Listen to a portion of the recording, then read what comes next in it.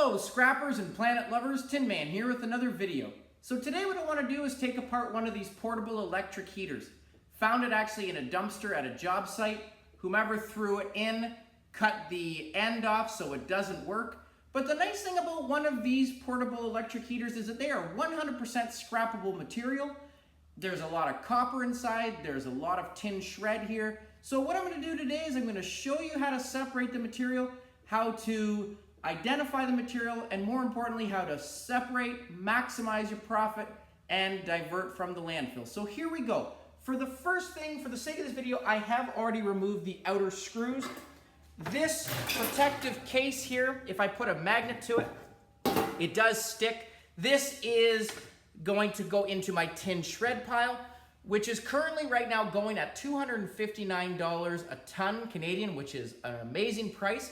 And when we talk at a scrapyard about the difference between tin shred and steel, the difference is in order for it to be classified as steel, which is actually a little bit higher priced, the metal has to be thicker than 1/4 inch. So a lot of times it's your structural beams, things like trampoline poles, those are thicker than 1/4 inch. Those will go into your steel pile. But again, at $259 a ton, I am not going to complain. This is very heavy as is. This is about 5-6 pounds. And the nice thing about tin shred is it does not take a lot of material to build up weight. Now that I have the inside here, at first glance, your heating coils here, the bottom, it does look like these are copper. However, there's two tests that you want to make sure because you cannot assume that it's copper. The first test I like to use is actually the scratch test. If I was to scratch this coil and it would reveal underneath a copper color, then I would know that it is copper coil. If I was to scratch it and it reveals a metallic color, then it's either going to be aluminum or steel. So first thing I'm going to do is scratch it. Take it up to the camera here. It's kind of hard to see on that angle, but that is metallic, so it's definitely not copper. The second thing I'm going to do is I'm actually going to put a magnet to it. If I put a magnet to it and it sticks, which it is doing right now, then it is going to go into my tin pile. Sometimes, especially when you have floor heaters, sometimes the outer coating will be stainless steel or it could be aluminum.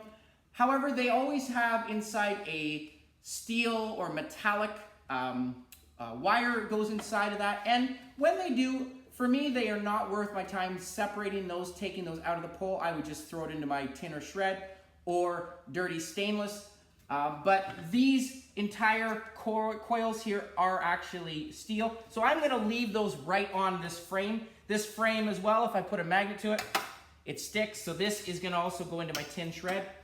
If I turn this around, you can see the nice fan. There is some great copper inside this motor, which I'm going to take out. I'm also going to right now just cut the outer power cord right now. There is more inside that I will get later, but just for right now, I want to cut this just so I can bring it up to the camera and talk about it. The nice thing about these power cords in Canada, these right now, this would be going for what we classify as 40% copper recovery. There are two categories at a scrapyard for power cords. You have 40% copper recovery and 60% copper recovery. Currently, this is 40% and it's going for $1.23 a pound, which is a nice price. The reason this is 40% copper recovery is because scrapyards look at two things. They look at copper to plastic or copper to coating ratio and copper recovery.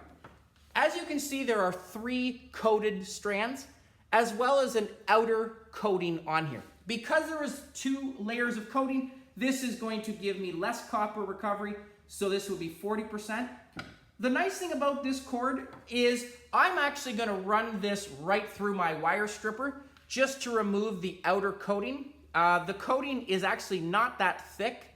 And once I remove the outer coating, these 3 strands will, because they are only 1 coating afterwards, will be classified as 60% copper recovery and is actually going for $2.03 Canadian a pound, which is obviously 80 cents more, a good upgrade. Some power cords are not worth taking the outer coating off. I've actually done a couple videos showing different wires and which ones to strip and which ones not. So if you're interested, go check that out. But this one, just looking at it, the outer coating is not that thick, so I am definitely going to strip it. The inner cord, I am not going to strip this. I'm just going to leave this as my 60% copper recovery. Some people will strip everything, but given the thickness of these strands, I'm just going to leave them and get the $2.03 a pound for the 60% copper recovery.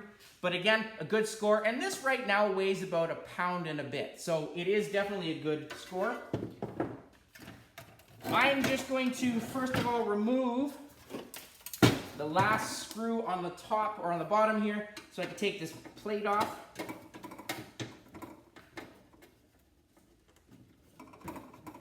Some people use a drill to speed it up. I don't. I like to get in there, use my muscles.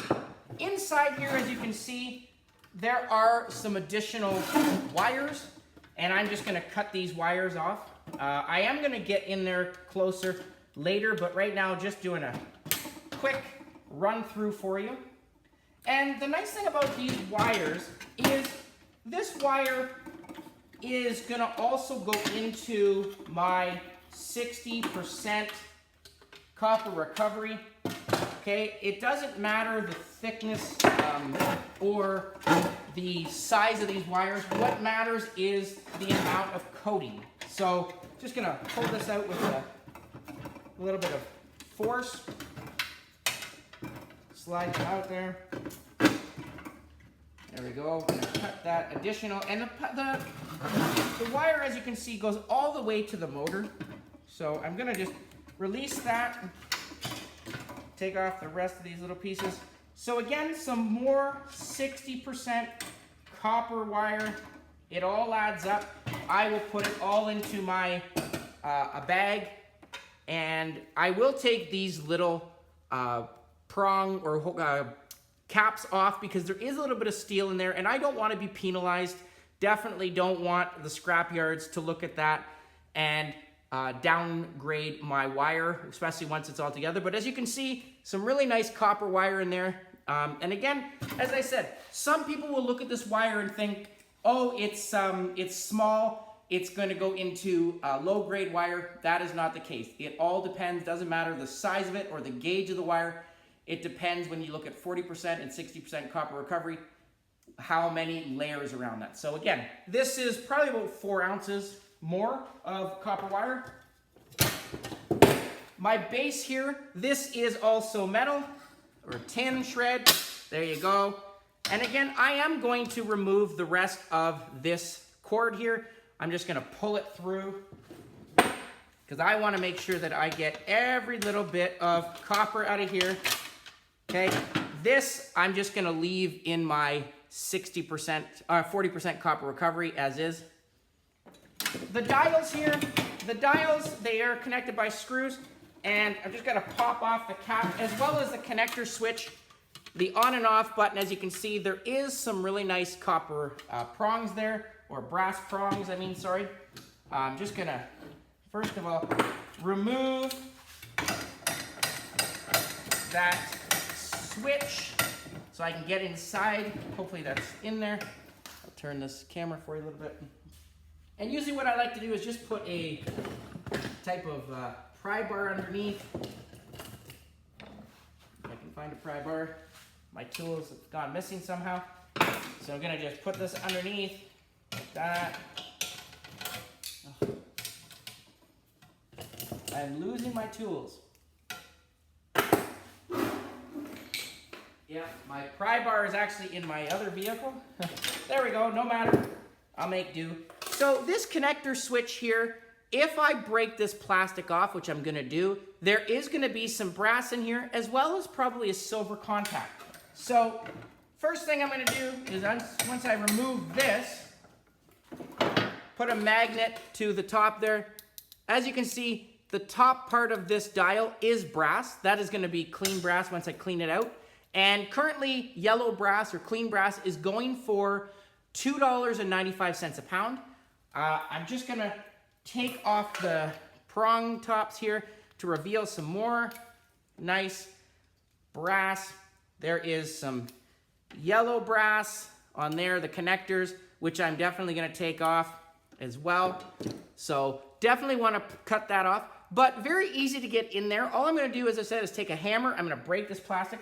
I do wanna make sure I have safety glasses on when I do this because I don't want any potential plastic flying in my face, but easiest way is just to smash it with a hammer.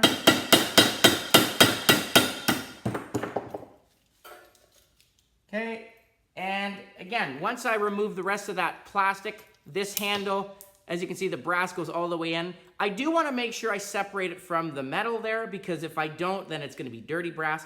And again, very easy. It's just going to pull out once I cut that. The inside of here, once I further reveal it, there is some really nice copper inside of there as well as brass. But the interesting thing is, if I was to turn this with a screwdriver, which I'm going to do right here, just going to reveal that. So I'm just going to pop this up. As you can see inside, there are 1, 2, there's these dots are actually silver contacts. So they're made of silver. This is a relay box. And what I usually do with that, on top of this copper, I will separate it. The silver I will put into a little jar, and hopefully one day I will hit it with some nitric acid and make a little silver bouillon. But there are little silver contacts in all on and off switches, control things, a lot of appliance and electronics you're gonna find while scrapping. So definitely want to make sure you find those and get those. But again, really nice piece of silver. As well, some more copper there. So that's really nice that I have more copper. I also have, on this side, I have an additional silver contact that is going to, once I remove this one screw here, I'm gonna pull out. So there is also going to be in this box, another one of those relay boxes, another silver contact. There's gonna be, I just popped the back off there. There it is, look at that, nice silver contact there. And again, a little bit more tin there. But nice thing, actually this is I think stainless steel because it's not magnetic, so a little bit of stainless steel as well. But some more copper and silver. So I do want to make sure I put that off to the side, which is a great find. Last thing I want to do is I want to remove the copper motor. There's a couple more screws that I have to take out of here, which I'm going to do right now. And copper motors right now, copper bearing motors, there is its own category at a scrapyard. They're about 10 to 15 cents a pound Canadian. Because of the copper value, it has gone up a little bit. So it used to be for a long time 10 cents. Now it's about 15 cents. But the nice thing about the copper motors is they're very easy to take apart. And you are going to make more money on the copper from the motor than you would bringing it in just as a copper bearing motor. Okay, so here's the rest of this fan. Again, as I said, put a magnet to it. This whole entire element does stick. So unfortunately that is not copper. If that was copper, I definitely would take it out. But here again, here's another easy 6 to 7 pounds of copper, or sorry, of tin. So great score. There's a little bit of wire I still want to get.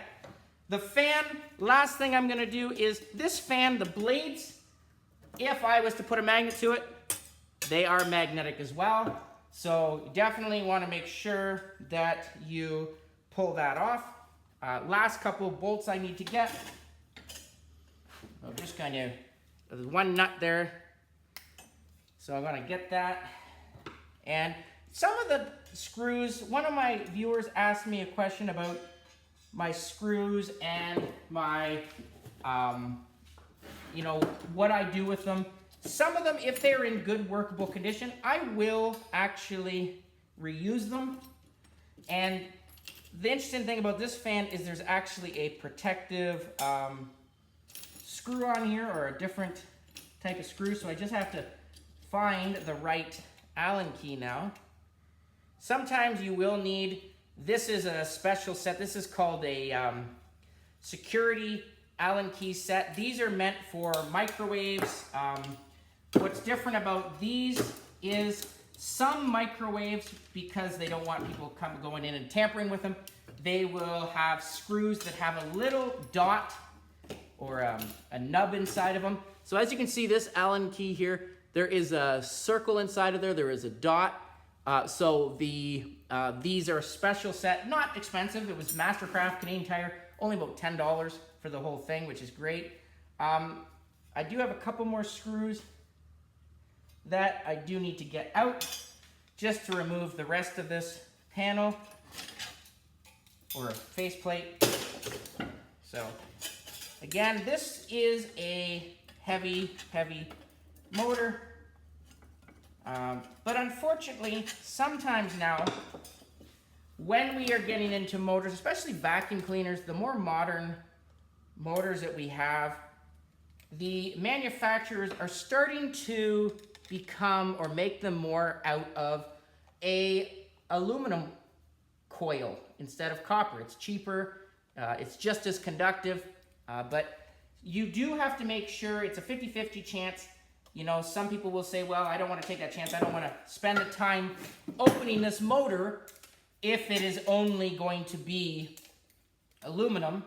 But again, if it is copper, you're definitely going to make about $2 to $3 based on the motor copper weight, opposed to 20 cents to 30 cents for the motor in its entirety. So I check every motor to make sure.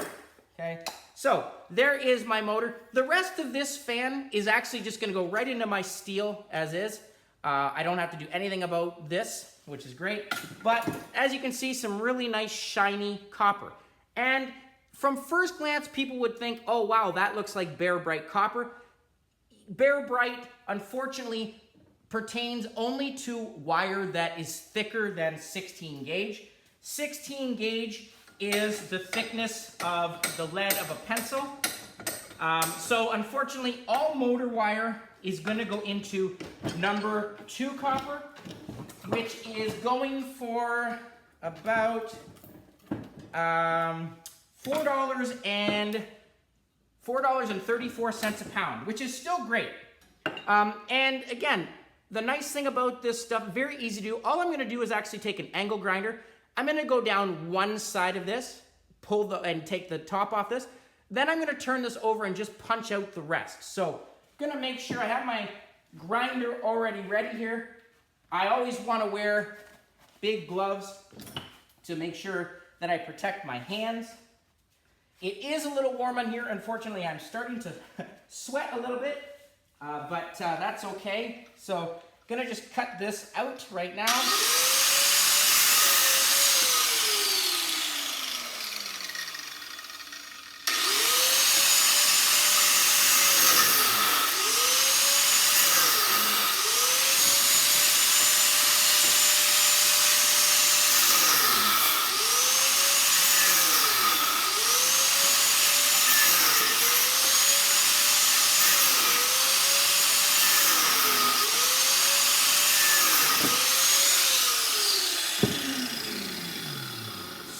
The sparks did not come from the copper. The sparks came, I got a little too close to the metal there. As you can see, a really nice ring. I'm going to leave the wire on there. Scrapyards are not going to say anything about that. You do want to be careful sometimes when you pull these out of or work with a grinder. They could get warm, but this one is not. I didn't have it on there that long.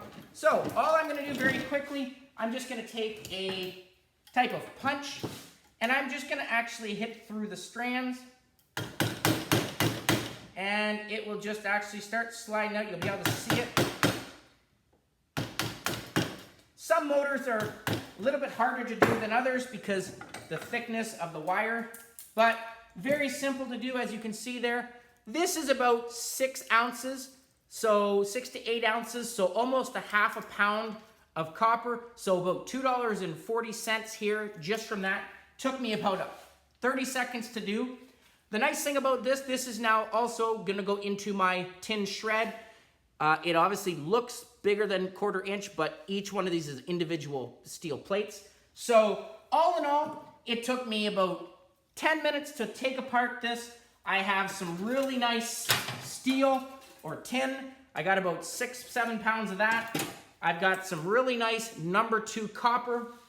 I've got some copper and brass from the different control panels, as well as some silver contacts.